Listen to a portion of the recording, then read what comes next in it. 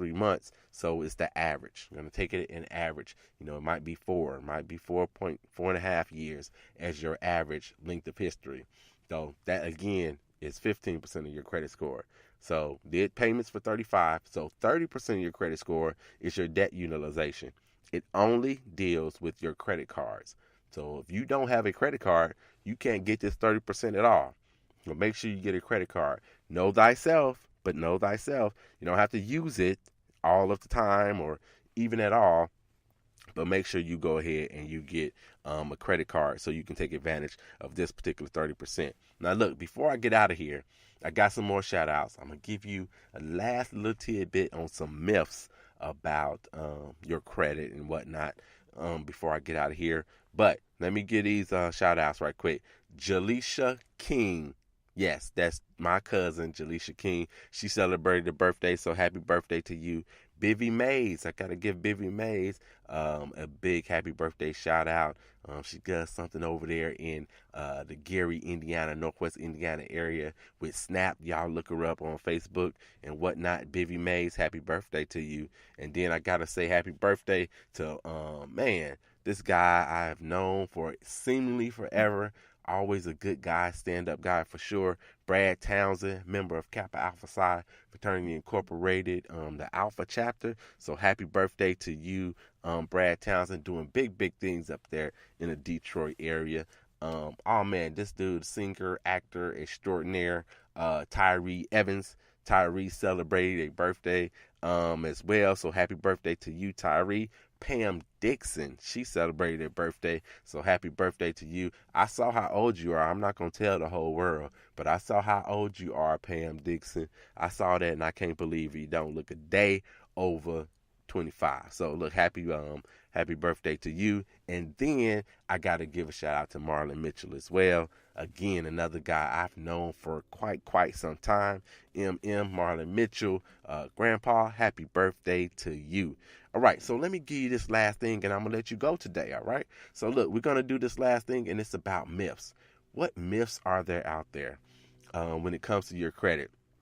Here's one major myth. This one is that having no credit equals having good credit. That's a huge myth. You cannot go around not owing anybody, unfortunately, and think that you have good credit. It's not based off of the fact that you don't owe anybody. That's a debt situation.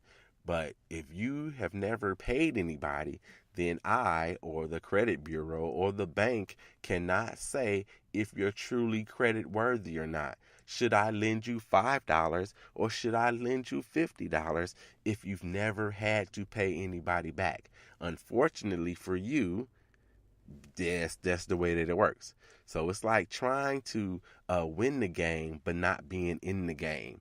It's like the lotto. You gotta be in it to win it. So not having any credit does not equal good credit. That's a myth for sure. Another myth is the fact that maybe your race or your gender has something to do with your credit score. It absolutely does not. It does not have anything to do with your credit score at all. So it doesn't matter what your race is or what your gender is. This is a level, quote unquote, playing field where your score is your score is your score, all based on the things that you actually do. Now, that doesn't mean that lenders won't go ahead and, redline you or push you into products that aren't good for you. That doesn't mean that you won't go to the car lot, and because you're a woman, you're going to get a worse interest rate than a particular man is going to get. Doesn't mean that that's the case. But when it comes to calculating this score using those 5 factors, then you are on a level playing field, and it has nothing to do with it at all. Here's the last one, and then I'm going to let you go for today. So the last one is this, that your credit doesn't matter. That is a huge myth. Some people can navigate through this life without credit, but they may be blowing or losing out on plenty of money that they can have in their pocket or what have you because they don't have credit, or they don't think that their credit matters. I'm going to give you a couple examples of where credit absolutely matters. One of the examples is with your employer. Absolutely, credit could matter depending on what you do for a living. Some people can't get promoted because their credit's bad. Back in the day when I worked for a finance company, the first thing they would do before hiring you was to pull a credit report on you. If your score was too low, you couldn't get the job. Now, even if you got the job, but then you're sitting there, you're a little worker bee, you're trying to get into assistant management or the management position or what have you. Now, if they're considering you, they're going to pull you another credit report on you. If your credit report's bad, you could lose your job, one, or you could just not be promoted because of that. So, yes, with employment, your credit absolutely matters as well. So then yet another opportunity where credit can help or hurt you just by getting an apartment. You don't have to be buying an apartment. You could just want to move. I literally know someone that has lived in the same place, the same apartment that they complain about every time I talk to them for 10 years because they can't afford to move out. Not only do they not have, first and last and whatever else you need for an apartment, they have been denied time and time again because of their credit score to be able to move. Now that's a crying shame. I hope they're not listening to the show.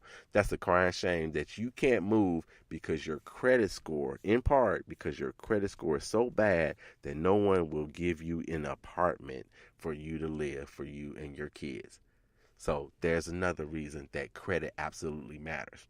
Here's this last thing, and I'm going to get out of here. Some of you may or may not know, and I'm going to tell you right now that your insurance rates do depend on your credit. So not only is it the kind of car you drive, how far you drive, what color it is, what your particular driver's record is like, all of those factors, but also they're going to be pulling that factor when it comes to how much you need to pay for your car insurance as well. So yes, you're going to have issues. You're going to have issues if you have bad credit. You go out and you got money galore and you go out and buy a very expensive car, and you're not anticipating that your insurance rates are going to feel like a car payment.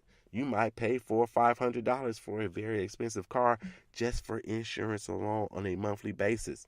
It doesn't make sense. Maybe it doesn't make sense to make that purchase then if that's the case. But those are some of the myths that we have and we think about when it comes with our credit. And like I said, they're absolutely wrong. So I'm going to encourage you to go out, make sure you get your credit together. You keep listening to the 800 Credit Score Man show. You come back next week.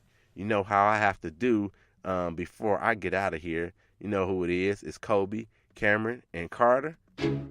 I love you, and there's nothing you can do about it. I'm out.